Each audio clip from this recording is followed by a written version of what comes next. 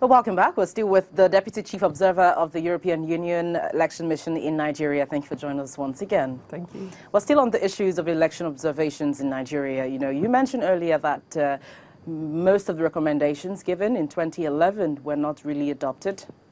I mentioned earlier that most of the recommendations for legal reform have not been passed, with the exception of the Freedom of Information Act, and the other recommendations we're still in the process of assessing the degree to which they have or haven't been followed. So what impact does that have on subsequent elections? So in all of the missions that the EU undertakes, so looking at elections, we make recommendations for reform. Every election process can be improved, every election process. So we identify some of the things we think are important to help strengthen elections in a country. So when we don't take up many of the recommendations, as was put down in 2011, what sort of impact does it have? There can, of course, be other improvements that are done that maybe we haven't thought of or hadn't recommended in the past. So we look to see what the situation is when we arrive.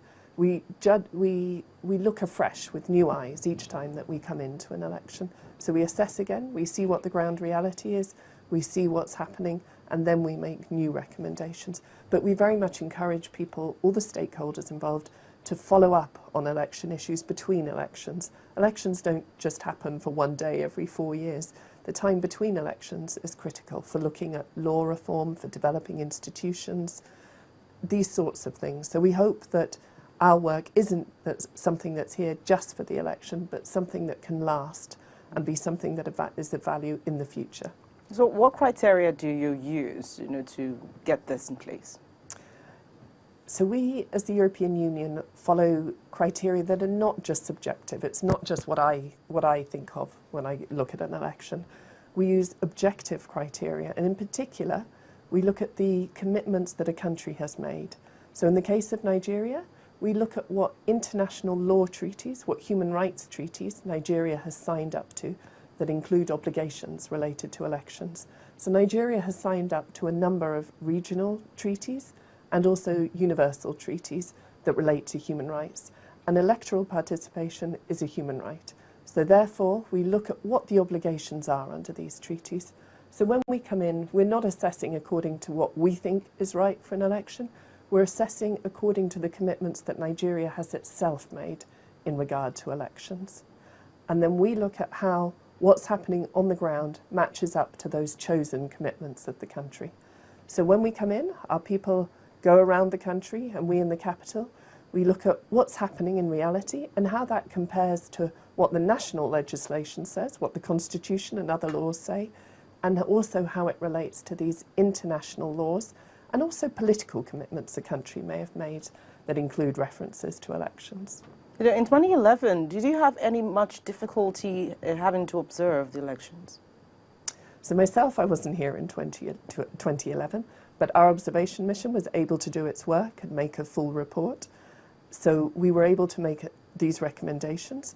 And again, now we are able to do the work that we've been asked to come in here and do. As I say, the EU comes on the basis of an invitation. So we had an invitation from the Election Commission, and so far we've been able to do all that we need to do in order to honour this invitation. And apart from security matters, which is very well understood, do you foresee any other challenge? Observing any election is challenging. It's very hard to fully see all that's going on. And that is why it's so important that we have so many people on the ground and that we're here well in advance. So that is why the EU has come in at the beginning of January and was even here earlier with the primaries. And that's why we have people spread around the country. It's in this way that we can gather information and make a full assessment of the process. So you think Nigeria would have a lot to gain after your observation mission? I think there's a number of us who we hope will make contributions to the process. There are also other observation missions who will be here. Of course, some of these are international and some of these are citizen observer groups. I think all of us will be able to make a contribution to the process at the time, but also for a longer term reform process. The degree of which recommendations are taken up or there is reform is of course a matter for the national stakeholders, both the institutions but also the parties and the people of Nigeria. Are you working with local observers as well? So we are in contact with local observers. Local observers, of course, have a very extensive reach. They have bigger numbers and are in all parts of Nigeria.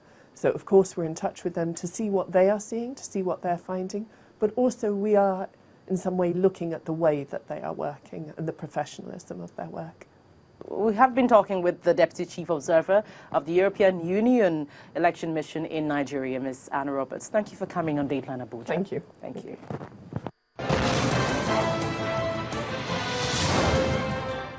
Well, up next is a special report on Qualita community. Now, this community is a sharp reminder of the huge poverty that lies within the nation's capital and, of course, other areas as well. And those seeking political office, there's this need to pay extra attention to these places. Watch. Hannatu Duniya comes to the stream every day with her baby strapped to her back, like several other women, to do their chores and even bath. In broad daylight, they only wash, fetch water, and for others, they simply quench their thirst on the spot.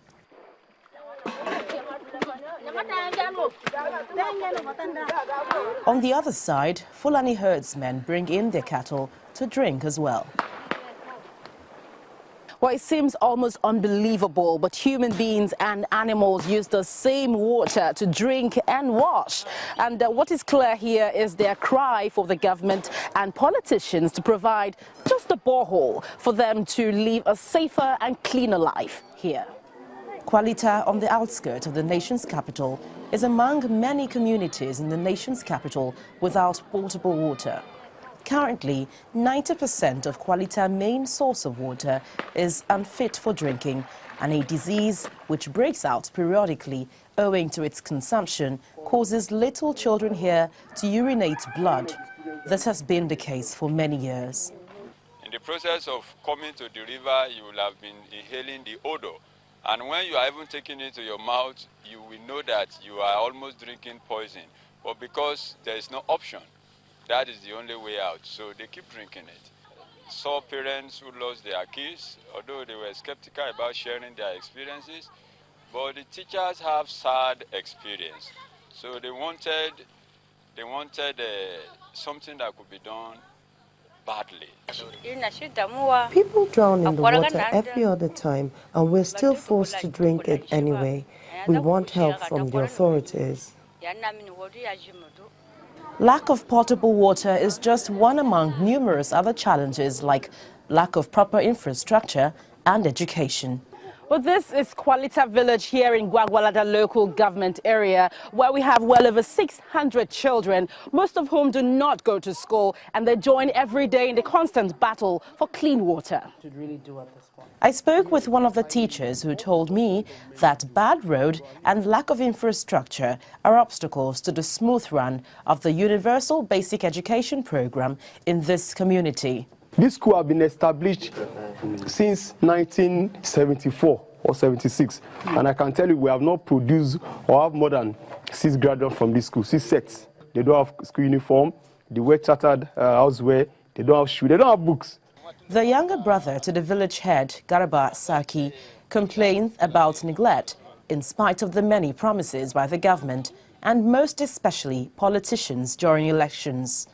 23-year-old Ismaila, who is already a father of 4, is clearly aggrieved about the situation. The day when the vote come, we go vote them and let them go win the election. They're going to say they're going to bring clinic, borehole, roads, electric, school. After when they enter the council, we're not going to see them again. The list of communities where the problem is most acute extends from area councils like Gwagwalada, Abaji and Kuje in the nation's capital. A workable strategy by the government and fulfillment of promises by politicians would perhaps be the way forward to saving thousands of lives in Qualita and other communities like this across the country.